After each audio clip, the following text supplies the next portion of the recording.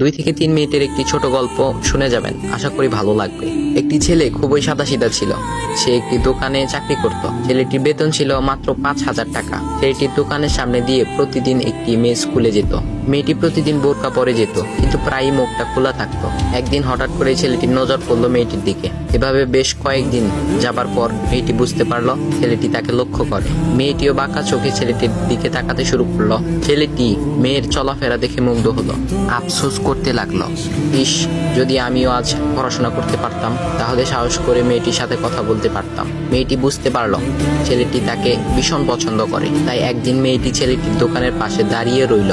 তখন ছেলেটি দুপুরের খাবার খাওয়ার জন্য দোকানের বাইরে আসে। সে চায়ের দোকানে গিয়ে 5 টাকার একটি রুটি খেয়ে পানি পান করে আসতে লাগলো। তখন মেয়েটি তার কাছে গেল। তুমি ভাত খেলে না, রুটি দিয়ে পেট ভরবে? তখন ছেলেটি মেয়েটিকে দেখে অবাক হয়ে গেল। তখন ছেলেটি বলল, আমি ভাত খেলে আমার মা, বাবা আর ছোট বোনকে কি খাওয়াবো? মেয়েটি শিক্ষিত, তাই অল্পতেই বুঝে গেল।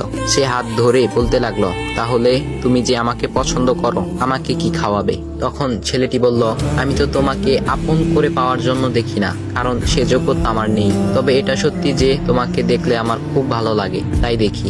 মেয়েটি ছেলেটির কথা শুনে চোখের পানি ধরে রাখতে পারলো না। সে বুঝে গেল ছেলেটির চরিত্র ও ভাবনা অনেক সুন্দর। সেদিন মেয়েটি চলে গেল।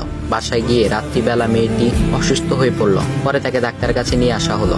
বলা হলো মেয়েটার 2টি কিডনি নষ্ট হয়ে গেছে। তখন মেয়ের বাবা ফোন করলো তার বন্ধুর ছেলেকে, যার সাথে বিয়ে দেওয়ার জন্য সে পাগল। কিন্তু মেয়েটি তার বাবার পছন্দের ছেলেকে বিয়ে করতে রাজি না, কারণ সে ছেলেটি টাকা থাকলেও কি হবে, তার চরিত্র খারাপ, সে লোভী। এদিকে মেয়েটির কোনো লোভ ছিল না। যাই হোক, হবু জামাই আসার পর তাকে সব খুলে বলল, তোমার থেকে একটি কিডনি খুলে আমার মেয়েকে দাও। তুমি তো বলছো আমার মেয়েকে তুমি অনেক ভালোবাসো, তাকে পেলে তুমি ভালো হয়ে যাবে, তাহলে আজ পরীক্ষা দাও। তখন ছেলেটি বলল, আমি আপনার রোগা মেয়েকে বিয়ে করতে পারবো না, আমার কি সুস্থ মেয়ের অভাব নাকি? এ বলে সে চলে গেল। বাবা তখন কেঁদে কেঁদে মেয়ের কাছে সব খুলে বলল। মেয়েটি বলল, বাবা তুমি কেঁদো না, একটা পথ এখনো আছে, আমাদের সামনে মোড়ে বড় একটা দোকান আছে না, তুমি সেখানে যাও। সেখানে যে তাইয়ুব নামের একটা ছেলে আছে, তাকে নিয়ে আসো, আমার কথা বলো। তখন মেয়েটির বাবা ছেলেটিকে নিয়ে আসলো।